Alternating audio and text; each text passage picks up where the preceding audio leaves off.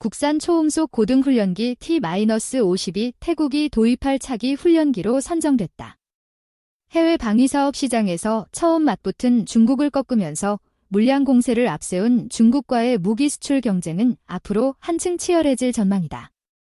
정부 관계자는 16일 태국 정부가 한국에 T-54대를 도입하기로 결정했다며 무기 수출 강국이자 동남아에서 정치적 영향력이 막강한 중국과 격돌해 이겼다는 점에서 상당한 의미가 있다고 밝혔다.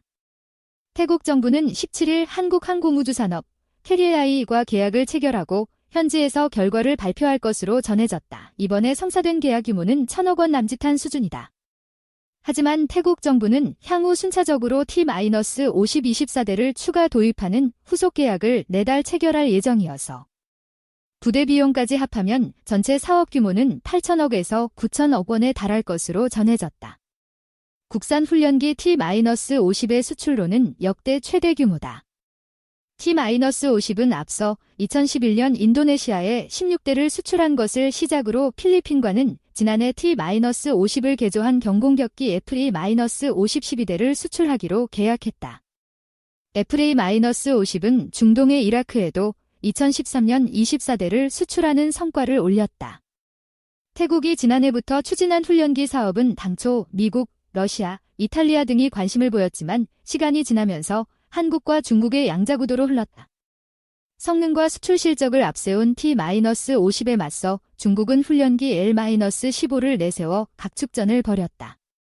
특히 미국, 러시아에 이어 세계 3대 무기 수출국인 중국은 경제적 우위를 바탕으로 정부 차원의 전폭적인 지원과 물량 공세를 펼치며 태국 시장을 공략한 것으로 전해졌다.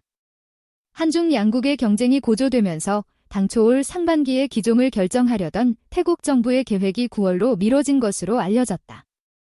T-50의 태국 진출은 인도네시아, 필리핀 등 앞서 수출 계약을 체결한 다른 동남아 국가들과는 의미 자체가 다르다. 태국은 미국의 우방이면서도 중국과 긴밀한 관계를 맺으며 미중 양국 사이에서 균형 외교를 표방하고 있는 국가다. 특히 중국은 동남아의 패권을 놓고 미국과 겨루면서 태국을 국가 이익을 지키는 최전선으로 설정해 안보 영향력을 확대하는 거점으로 삼고 있다. 때문에 중국도 총력전을 기울였지만 우리 방산기술에 결국은 패하고 말았다. 군 관계자는 이런 악조건 속에서도 T-50이 태국 정부의 낙점을 받으면서 동남아 시장에서 방산 수출의 확실한 교두보를 구축했다고 말했다. 군 안팎에서는 전방위적인 방위사업 비리 수사에 발목이 잡혀 지난해에 비해 절반 수준으로 꺾인 방산업계의 침체된 분위기를 반전시키는 계기가 될 것이라는 기대가 적지 않다. 2017년 미국의 차기 훈련기 TX 사업에 도전하는 T-50의 입지도 한층 탄탄해졌다. TX 사업은 1,000대의 항공기를 도입하는 38조 원대의 초대형 프로젝트다. 이에 첫 국산 초음속 훈련기 T-50. 2011년 5월 25일 저녁 해당 업체는 물론 우리 정부와 군에서 오랫동안 학수고대하던 소식이 인도네시아로부터 전해졌다. 첫 국산 초음속 고등훈련기인 T-50의 인도네시아 수출 계약이 체결됐다는 소식이었다. 세계에서 6번째 초음속 항공기 수출국이 된 것이었다. 앞서 인도네시아는 2011년 4월 T-50을 인도네시아 고등훈련기 도입 사업의 우선 협상 대상자로 선정했다. 인도네시아에 수출될 T-50은 16대 4억 달러 규모다. 이번 선정은 지난 수년간 유희, 싱가포르 등의 고등훈련기 사업에서 잇따라 고배를 마신 끝에 나온 것이어서 더욱 값진 것으로 평가된다. T-50, 초음속 고등훈련기 그러면 이렇게 주목을 받고 있는 T-50은 어떤 항공기일까? T-50은 경공격기로도 활용될 수 있는 고등훈련기다. 한국항공우주산업, KDAI과 미 로키드 마틴사가 지난 1997년부터 2006년까지 2조여 원의 돈을 들여 공동 개발했다. 개발비는 우리 정부가 70%, 한국항공우주산업이 17%, 로키드 마틴이 13%를 부담했다. 2005년 10월부터 2010년 5월까지 총 50대가 공군에 납품돼 광주 제1전투비행단에 배치됐다. T-50은 최신의 첨단 전투기는 아니지만 부품은 32만 개, 내부 배선 총 길이는 15km에 달할 정도로 정교한 항공기다. 대당 가격은 2,500만 달러 안팎이다. 2005년 이후 2011년 5월까지 3만 1000여 시간의 무사고 비행을 기록하고 있는데 이런 무사고 비행 기록은 인도네시아 고등훈련기 선정 사업에서 러시아 훈련기와 경합한 T-50 승리의 한 요인이 됐다. T-50은 길이 13.14m, 폭 9.45m, 높이 4.94m로 체중량은 F-16 전투기의 77% 수준인 6.3톤이다. 엔진은 미국 F-18 항공기에 들어가는 F-404G-102분 엔진을 장착했다. T-50의 강점 중 하나는 훈련기로는 드물게 최고 속도가 마하 1.5라는 고속을 자랑한다는 것이다.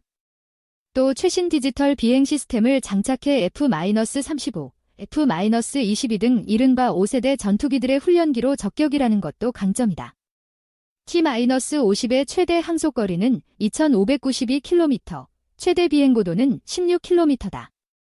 T-50, 제한적 무장을 갖춘 전투입문 훈련기. T-52 무장 능력이 없는 순수 훈련기인데 반해 T-50 전투입문 훈련기는 제한된 공대공 공대지 무장 운용 능력을 갖추고 있는 경공격기라는 점에서 차이가 있다. 공군은 2011년 6월 T-50 전투입문 훈련기 22대를 차례로 도입하기로 했다고 발표했다. T-50은 최신 항공전자 기술을 적용한 디지털 비행 제어 시스템과 미국 F-18 항공기에 들어가는 F-404G-102분 엔진을 장착했다. 60km 밖의 적기를 탐지하는 이스라엘제 ELM-2032 레이더를 장착, 40km 밖의 적기를 추적해가면서 공대공 미사일을 발사할 수 있다. 이 레이더는 국내 방산업체인 LIGNX1이 기술 이전을 받아 생산하게 된다. 주요 무장은 조종석 우측에 20mm 벌컨포, 발칸포 1문을 달고 있는 것을 비롯 단거리 LM-9 사이드와인더 공대공 미사일, 매버릭 공대지 미사일 외 MK-82 등 각종 재래식 폭탄 등을 장착할 수 있다. 그러나 현대 정밀무기의 대명사격인 JDM, 합동직격탄은 장착하지 못한다. 공군은 주력 전투기인 TD-52, KF-16과 대등한 전투기동 성능을 갖추고 있다고 홍보하고 있다. 공군 내년 전반기에 TD-50 전투기 입문 과정이 시작되면 연간 80여 명의 정예 전투조종사를 배출해 F-15K, KF-16을 운용하는 비행단에 배치한다는 계획이다. 현재 T-50 고등훈련 과정 이후에 KF-16 조종사를 양성하는데 27주가 걸리는데 T-50의 도입으로 이 기간은 8주로 줄어들게 된다. F-50, 본격적인 경공격기 F-50은 T-50을 본격적인 경공격기로 더욱 개량 발전시킨 항공기다. 2011년 5월 KAI는 F-50의 초도 첫 비행에 성공했다고 공식 발표했다. F-50은 T-50의 레이더 탐지거리를 60km에서 100km 이상으로 확장하고 정밀유도 폭탄 투하 능력, 항공기 자체 보호 능력과 야간 임무 수행 능력을 갖고 있다. 공대공, 공대지 미사일과 함께 T-50에는 없는 JDM 투하 능력도 갖추고 있다. 최대 4.5톤의 각종 무기를 탑재할 수 있다. 데이터 링크도 갖추고 있어 한반도 전체를 작전 반경으로 해서 F-15K 등 다른 공군 전투기들과 유기적인 작전을 펼칠 수 있다. 공군과 KAI는 2012년까지 시험평가를 마친 뒤 2013년부터 F-50를 실전 배치, 1960에서 70년대 도입된 낡은 F-5 등을 대체할 계획이다. 총 60대가 도입될 예정이지만 한국형 전투기 KF-X 사업이 어떻게 되느냐에 따라 도입 수량이 달라질 수 있다. 공군 특수비행팀 블랙이글스의 T-50B 앞서 2010년 9월 28일 서울 광화문 상공에 T-50 훈련기를 검은색과 흰색, 노란색으로 도색, 도장 한 공군 특수비행팀 블랙이글스의 T-50B가 나타나 국민들에게 첫 선을 보였다. T-50B는 노후한 A-37 경공격기 뒤를 이어 블랙이글스의 주전 선수가 된 항공기다. 기존 T-50을 고개 비행에 적합하게 약간 개조하고 기체 도장도 네티즌 등의 여론을 수렴해 완전히 새로한 것이다. T-50B 블랙이글스 항공기는 2010년 12월까지 공군에 총 10대가 납품돼 2011년부터 각종 행사에서 본격적인 고개 비행을 선보이고 있다.